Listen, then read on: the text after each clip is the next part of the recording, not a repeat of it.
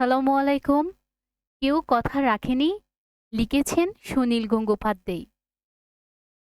কেউ কথা রাখেনি, ৩৩ বছর কাটল, কেউ কথা রাখেনি।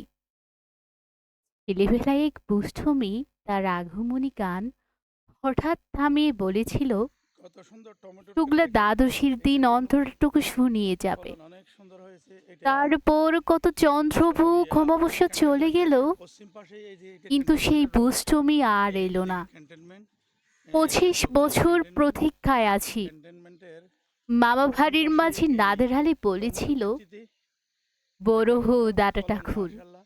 দেখেন প্রত্যেকটা তোমাকে ছোট আমি ছোট ৩ গাছের মধ্যে প্রহরের বিল দেখাতে গাছ নিয়ে যাব। ভর্তি টমেটো। সেখানে পদ্মফুলের আমাদের মাথায় চাষিরা সাপ আর ভ্রমর এই খেলা সোনার করে। দেশের সোনার নাদের আলী, মাটিতে কিভাবে আমি আর এই কত বড় হব? টমেটোতে ভরে তুলেছে। আমার মাথায় ধন্যবাদ এগুরের আমাদের ছাদ দেশের ফুঁড়ে এই আকাশ স্পর্শ টমেটো করলে, চাষি কি করছে। তারপর তুমি আমায় ৩ আমাদের আজকে প্রহরের বিল আমরা দেখাবে? বিশেষ করে জিএম আমুল হক একটাও কৃষি রয়েল কল্যাণ ঘড়ি ক্ষেত থেকে কিনতে পারিনি এই যে দেখেন কখনো। টমেটো ক্ষেত লাঠি লোঝেন্স ভালো দেখিয়ে ফলন দেখিয়ে হয়েছে ছোট ছোট গাছ। চুষেছে লস্কর এই ভারির পদ্ধতিতে ছেলেরা। আমি এই যে চট্টগ্রাম ক্যান্টনমেন্টের ভিখারির মতন পার্শ্ববর্তী চৌধুরীদের গেটে ক্ষেতটিকে দাঁড়িয়ে দেখেছি এটা দিচ্ছি। ভিতরের অনেক রাস সুন্দর উৎসব। ভাই। এটাকে এই মালিককে আমি অবিরল রঙের ধারার অনেক মধ্যে ভালো ফলন হয়েছে না সুবর্ণ এটা। খঙ্কন এদিকে ভরা ফর্সা ও রবণীরা পার্শ্ববর্তী কত এই রকম ঘরটা কি আমোদে মুরব্বি স্যারের। হেসেছে।